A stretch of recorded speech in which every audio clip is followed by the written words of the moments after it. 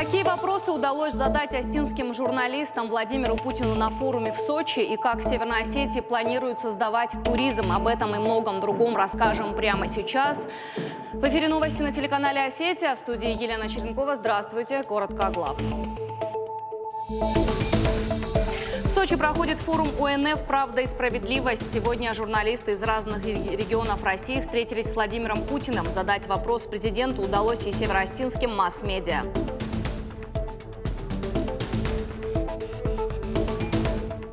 Главная тема форума – это развитие туризма на Северном Кавказе. Мы живем в огромном интересном мире, который полон событиями, полон интереснейшими достопримечательностями. Во Владикавказе стартовал форум сообщества. На одной площадке собрались представители власти, бизнеса и некоммерческих организаций. Одна из главных тем обсуждения – развитие туристического потенциала нашего региона. С июня месяца, вы знаете, вот финансирование уже прекращает Электроцинк, и вы будете обязаны платить 400 рублей в день. Это получается 9200 в месяц. В детском саду «Росно» ежемесячную оплату подняли в несколько раз. Родители бьют тревогу, не понимая, с чем связан такой скачок. В ситуации попытались разобраться мои коллеги.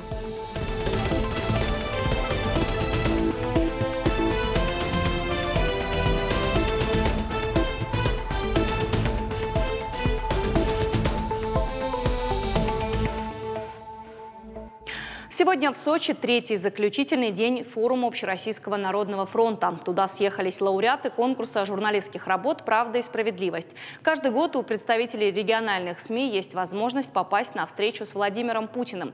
В этот раз диалог с президентом получился необычным. Можно было не только задать вопрос, но и продемонстрировать свои видеоматериалы по острым темам. Медиафорум на ежегодной встрече журналистов и ОНФ, как обычно, самое важное и долгожданное событие. В этот раз 500 участников. Среди них 6 представителей Северной Осетии. Вопросов много, и ответить на все президент не успел. Но нашей коллеге Анне Кабисовой повезло. Памятник федерального значения, к сожалению, он гниет. Последний ряд, если можете, есть вопросы, пожалуйста. Да. У меня вопрос касается кинотеатра «Комсомолец». Это памятник федерального значения. К сожалению, он гниет, крыша обваливается. Мы знаем, что в соответствии с национальным проектом сейчас реконструируется центр города, где он находится.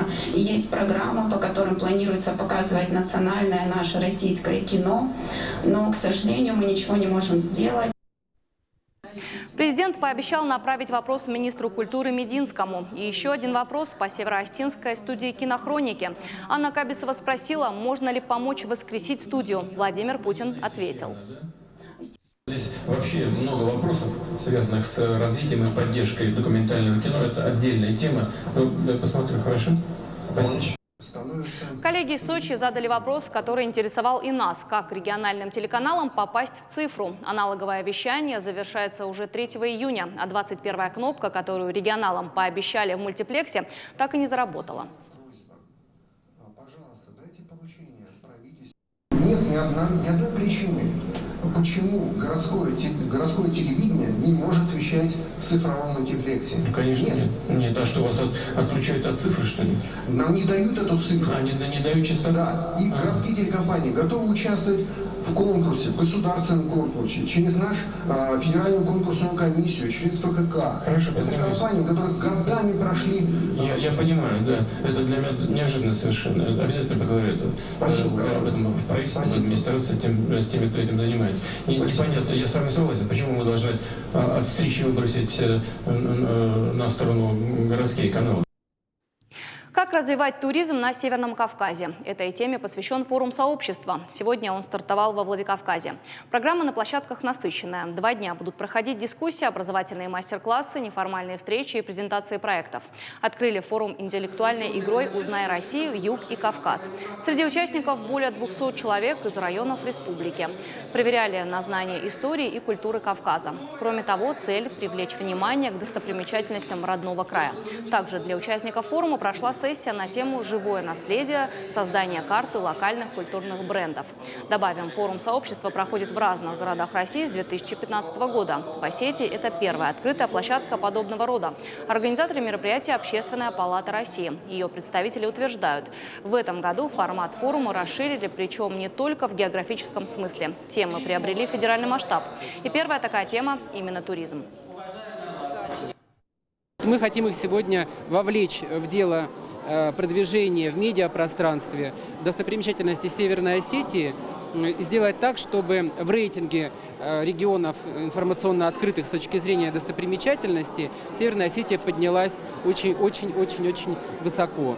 Поэтому хотим вот этот актив, такой ваш большой, больше 200 человек здесь собралось, сделать из них настоящих добровольцев, которые больше времени будут уделять популяризации достопримечательностей.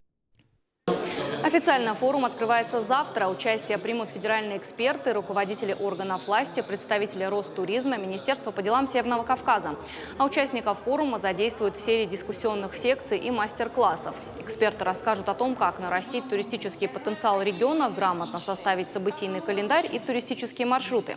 Практики тоже будет много, обещают организаторы. К примеру, участникам покажут, как из народного промысла сделать туристический сувенир. Наши туристические места, наша природа, наши реликтовые леса, горы, они так интересны. И те, кто один раз сюда приехал и увидел их, они все хотят вернуться назад. Здесь среди участников брейн-ринга сидят ребята, которые давно и серьезно занимаются туристической деятельностью. Тот же Сергей Селезнев, который разрабатывает новые экологические тропы, объединяющие 4 ущелья нашей республики. Систему сбора информации о туризме в республике реализует ИСОГУ. Делают это на примере проекта Университета Испании. Делегация Северо-Осетинского госуниверситета побывала там во время рабочей поездки. Тему обсуждал ректор СОГУ Алан Огоев на встрече в Министерстве труда, индустрии и туризма княжества Астурии. По словам профильного министра, программа, которую разработали для северного региона Испании, позволит развивать туризм. Ректор СОГУ Алан Огоев подчеркнул, что природа Северной Осетии имеет много сходств с этим регионом. Экологические туры Астурии знакомят с природными особенностями региона, а часть денежных средств, которые они получают, идет на поддержание экологии и защиту окружающей среды. Делегация СОГУ в Мадриде побывала также во Всемирной туристической организации ООН. Университет договорился о реализации совместных образовательных программ с их академией. Напомним, в СОГУ функционирует кафедра предпринимательства, сервиса и туризма. В прошлом году университет аттестовал первых гидов-экскурсоводов. Программу профессиональной переподготовки разработали сотрудники СОГУ. Цель проекта – вывести туризм в Северной Осетии на качественно новый уровень. О том, как решаются вопросы, озвученные жителями Моздокского района на встречах с главой Северной Осетии, говорили сегодня на совещании. Его провел Вячеслав Битаров в администрации района. На встрече присутствовали и члены Кабмина. Руководитель Моздокского района Геннадий Гугиев сообщил, что большинство поручений уже исполнили. Есть вопросы, которые нужно решать совместно. Например, чтобы обеспечить бесперебойное водоснабжение населения Сухотская, сейчас разрабатывается проектно-сметная документация. После этого объект включат в федеральную целевую программу. Вопрос восстановления и укрепления дамбы реки Терек в станице Павлодольская также остается на контроле республиканской власти. Стоимость работ там около 150 миллионов рублей. Министерство экологии и природных ресурсов Северной Осетии подготовит проект, с которым республика обратится к Минкавказу. На встречах люди просили отремонтировать районный дворец культуры. На совещании руководства района сообщили, что смета уже готова, а работы запланированы на 2022 год.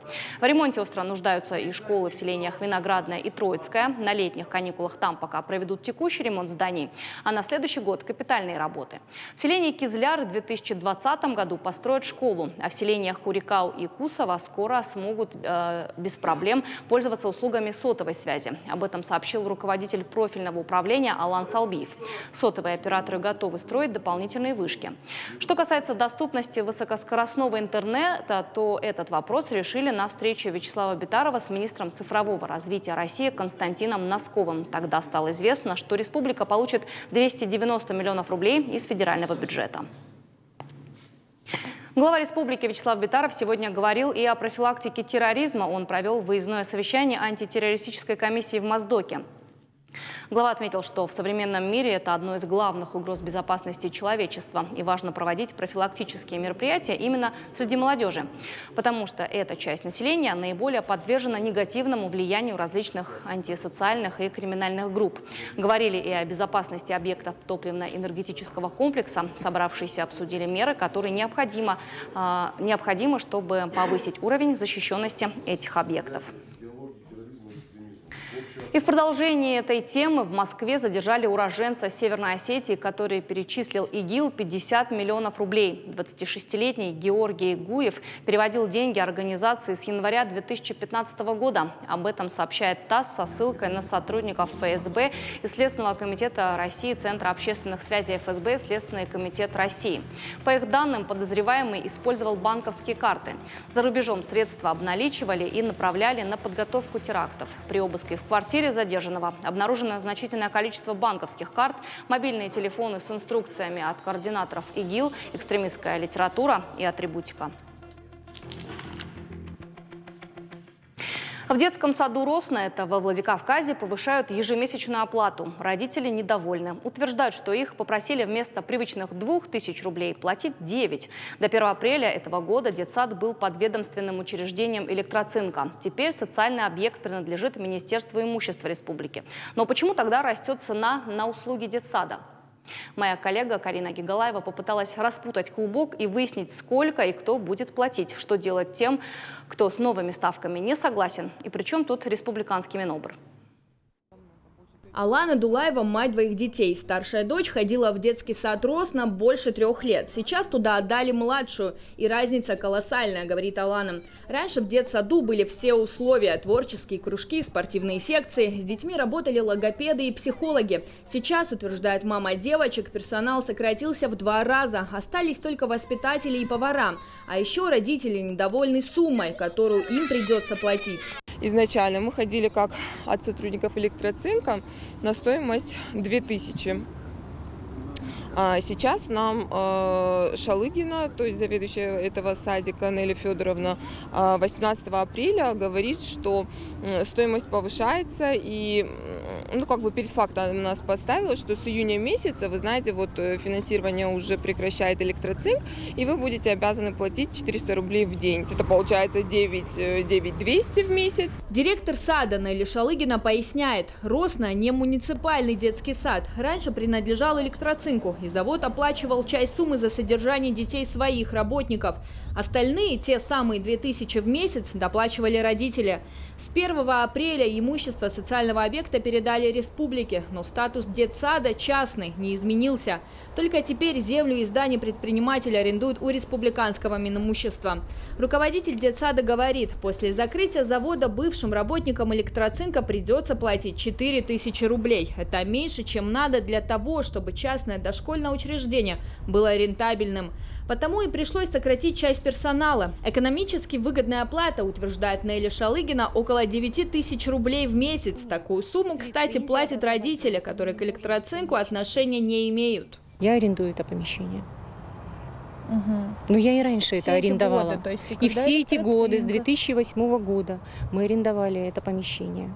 Оно было у нас в аренде. Мы были всегда на самоокупаемости. Те родители, которые должны были... Раньше платили 2000, они были уведомлены абсолютно все. Было проведено собрание по этому поводу. И мы давали, и даем гарантии о том, что их дети именно за эту стоимость, за 4000, именно родительская оплата, они так и будут ходить до полного выпуска.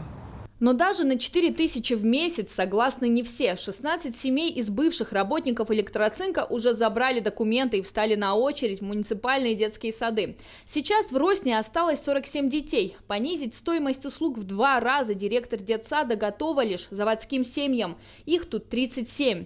И то, если оставшуюся сумму будет покрывать Министерство образования и науки республики. А вот в ведомстве заявляют, говорить об этом пока рано, хотя выход все же есть. В настоящее время руководитель дошкольного образовательного учреждения «Росна» оформляет документы для того, чтобы войти в состав претендентов на получение государственной субсидии, которая направляется частным дошкольным образовательным учреждениям, на то, чтобы возместить расходы, затраченные на реализацию дошкольной образовательной программы.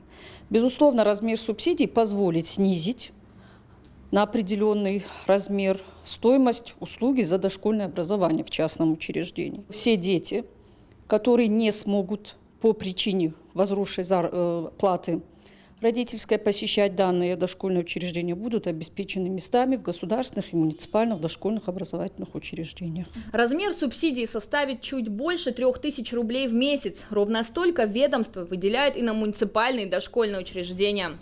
Карина Гигалаева, Хета Гапов, Чермен Цураев. Новости Осетии. Медалью во славу Осетии указом главы республики Вячеслава Битарова наградили схиархимандрита Власия. В этом году одному из старейших клириков Калужской митрополии, духовнику Свято-Пафнутьева Боровского мужского монастыря, исполнилось 85 лет. Торжественную церемонию провели в день его памяти. Делегацию от Северной Осетии возглавил полномочный представитель республики при президенте России Борис Джанаев. Он поблагодарил схиархимандрита за внимание к республике и ее жителям. Разрешите сегодня мне от руководителя Республики Северная Осетия Вячеслава Зелихановича Битарова и от всего нашего многонационального народа Республики Северная Осетия поздравить нашего дорогого, любимого схиархимандрита Власия с юбилеем. Пожелать ему многое лет. Спасибо вам огромное за все, что вы делаете для нашей республики. Очень много людей приезжают к вам. Вы их окормляете, помогаете, сопутствуете и советуете им в жизни. Нет практически таких людей, кто не знает ваше имя. Спасибо вам огромное. С праздником вас. С днем рождения. К отцу Власию за духовной помощью приезжают со всех уголков страны. Схиархимандрит с благодарностью принял награду и по-остински признался, как любит Осетию. Я люблю Аланию. Аж до бира у аршин. И Рестон, Алания, да, люблю.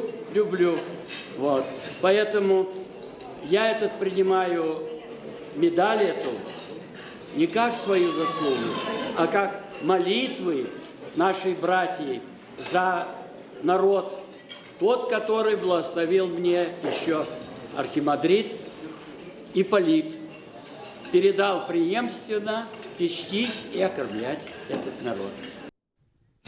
В этот же день схиархимандрит Власий получил много высоких наград. Митрополит Калужский и Боровский Климент по благословению патриарха Кирилла вручил ему орден Русской Православной Церкви преподобного Сергия Радонежского второй степени. Пожелания многолетнего здравия и крепости духовных сил направила и Светлана Медведева. В день памяти преподобного Пафнутия Боровского в Свято-Пафнутьевом Боровском мужском монастыре отслужили праздничную божественную литургию. Ее совершил священно-архимандрит монастыря митрополит Калужский и Боровский Климент. По окончании литургии вокруг обители прошел крестный ход.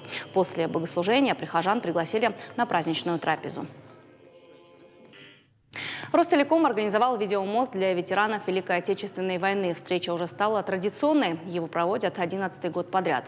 Ветераны из 10 регионов Южного, Северо-Кавказского федеральных округов получили возможность пообщаться в режиме онлайн. В студию североостинского филиала пришли ветераны Великой Отечественной войны и военной службы. Они поблагодарили организаторов за такие встречи и поделились планами на будущее. Попросили, чтобы посмотрели пенсии. Вот ее с 1 мая увеличили на 10 тысяч пенсий всем участникам войны. Это очень здорово. Но мы поднимали вопрос наш со Совет ветеранов, чтобы освободить от налогов ЖКХ вот эти все. Но этот вопрос решается. Заслуженный художник России Юрий Абисалов вместе со своими коллегами отправился в высокогорное селение Одола, это в Иравском районе. Там для школьников, а их там всего 3, провел мастер-класс. На встречу с художниками приехали и жители соседних сел. Получился полноценный творческий урок. Секреты мастерства вместе с сельскими школьниками узнавала и моя коллега Алана Тамаева. Амине Гицаевой только 11, но она уже знает, кем хочет быть – дизайнером интерьера. Амина с детства любит рисовать. Сначала это было только увлечение, теперь страсть. О мастер-классе узнала в школе, решила обязательно поучаствовать и не пожалела. Учительница рассказывала нам, что мы с ними встретимся. Вообще я не знала, что там будут такие интересные работы. Мне они очень понравились. И я взяла от них пример для себя. С детства я очень любила рисовать. Мне это очень было интересно. Я рисовала много всего. Особенно любила рисовать дома. Сидя за мольбертом, у меня возникает очень большинство эмоций, и эти эмоции я хочу показывать на своих работах. Идея провести творческий урок для школьников появилась у Юрия Абисалова несколько лет назад. Художник рассказывает, что часто приезжает сюда, в Иравский район. Его вдохновляет здешняя природа и люди. Решил не просто пообщаться с местными детьми, а провести с ними время с пользой. Во многих школах здесь учатся буквально несколько учеников. Возможности развиваться нет. А талантливых детей в Осетии очень много, делится художник. Вот эти традиции наши, чтобы они не забывались. И идеи наших адатов, не забывались наши обычаи. И то, что остается еще в селе, то, что остается еще в горах, как бы, чтобы это не терялось. Потому что все выезжают на равнины, все учатся в городах, увлекаются нетрадиционным современным искусством, непонятным, чужим для нас, абсолютно чужим. И вот эта связь с традиционной национальной культурой, она теряется. С художником встретиться захотели не только местные школьники, но и взрослые. Они с интересом наблюдали написание новых картин и изучали выставку гостей. Признаются, искусство увлекает в любом возрасте, а для многих детей эта встреча может стать судьбоносной. Я считаю, что вот этот приезд, это посещение художников в душах и в памяти детей останется навсегда, может быть, до конца жизни. И они еще для себя откроют этот удивительный мир, что еще существует, кроме математики, русского языка, еще существует такая заманчивая, такая красивая, такая область в жизни, как умение передавать вот эту красоту, умение выражать свои чувства, свое настроение через вот эти картины. Юрий Абисалов приехал в высокогорное село не один. Пригласил с собой друзей-художников из регионов страны. Те с радостью отозвались. Тем более, что в Осетии раньше не были. Говорят, такая практика полезна как для детей, так и для них. Окружающая природа вдохновляет их на новые картины. Интересное место, красивые места, улыбчивые люди. Очень приятно вообще здесь оказаться, в этой замечательной, доброжелательной такой республике. Я восхищен и красотой, я восхищен и людьми, которые здесь живут. Наполнен таким огромным желанием приехать еще раз сюда. Писали картины вместе с детьми на пленэре. Так художники называют работу на природе. Со стороны выглядит как работа мечты, а на деле не все так просто. У работы на пленэре есть свои особенности. Самое главное, эта работа требует быстроты. Дело в том, что солнце движется и меняется погода. Оттого меняются тени, оттенки, цвета и силуэты. Художнику нужно успеть закончить работу максимум за 1 час, иначе придется фактически начинать картину сначала. Художники впервые провели творческий урок в таком формате. Сами называют его пилотным. Пока только пробуют, пытаются понять, как построить работу. Но уже после первой встречи уверены, этот мастер-класс не последний. Алана Томаева, Алан Суанов, Новости Осетии. Во Владикавказе поздравили 20 супружеских пар, которые прожили вместе десятки лет. Организовали мероприятия благотворительные фонды «Рука помощи» и «Добро народу». Среди собравшихся и пары, которые прожили в браке более 65 лет. Супруги со стажем поделились секретами семейного долголетия. Например, семья Карсановых вместе 59 лет. Оба супруга уверены, главное – взаимопонимание и уважение. Наше детство проходило в тяжелых условиях, в условиях войны, послевоенный период. Вот этот тяжелый период, может быть, она и дисциплинизировала вот эту молодежь. Ведь сейчас молодежь, смотришь, чуть ли не каждый второй или третий на машине разъезжается, ищут крупные работу с большими деньгами. Раньше этого не было.